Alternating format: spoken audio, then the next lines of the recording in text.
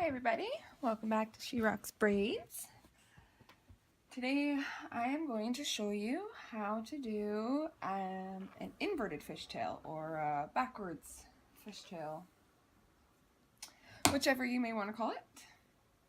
You can do this in a ponytail, you can do it from the base, or you can do it French braided. There's many ways, but today we're just going to do simple from the base. Probably swoop to the side a bit like so you guys can see it.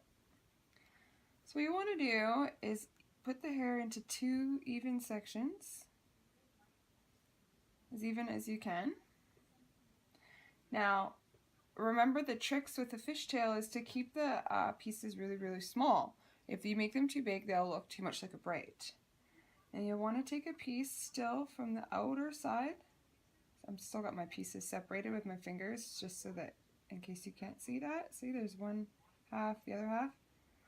Now this small piece, usually on a normal fishtail, would go over and cross to the right side. But instead, we're going to go under and cross to the right side. So grab it and hold on to it. And then the same over on here, you grab a small piece and bring it under and over to the other side, the left side. Now, can you see there's a cross there underneath? That's the start of the inverted fishtail. So now you just keep that up the whole way, but just remember to go under instead of over. Now in the beginning of the braid, it does not look like much. You can't even really see it. It doesn't start to take shape until you're a little ways down. So just remember, again, small pieces from the outside, about this big, and bringing it under and crossing it to the other side, keeping those together in the middle with your thumb and other finger. Small piece from the outside, cross it under, over to the other. It doesn't really matter which side you start on either, it's whichever is most comfortable for you.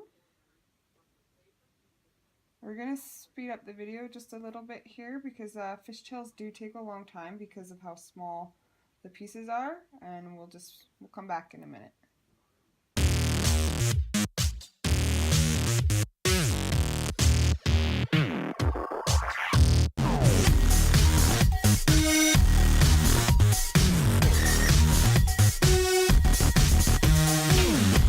Now once you start getting closer to the bottom, you can decide to end your braid at any point. If you're going to pancake it and loosen it up to give it more of a poof, then you should end it a little bit earlier than you would normally plan to, so that you have the extra space to pull some of the hair out, which is what I'm going to do.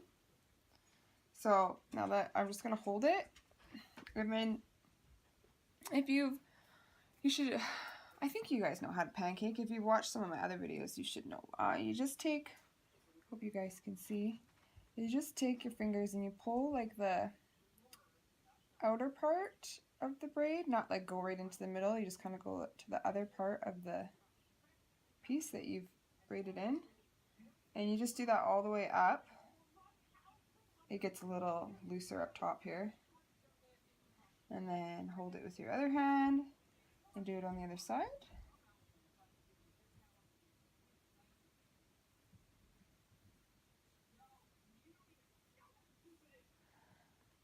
Take your elastic,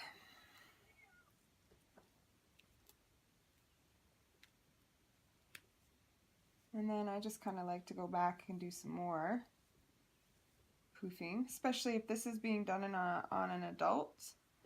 Messy braids are really in right now.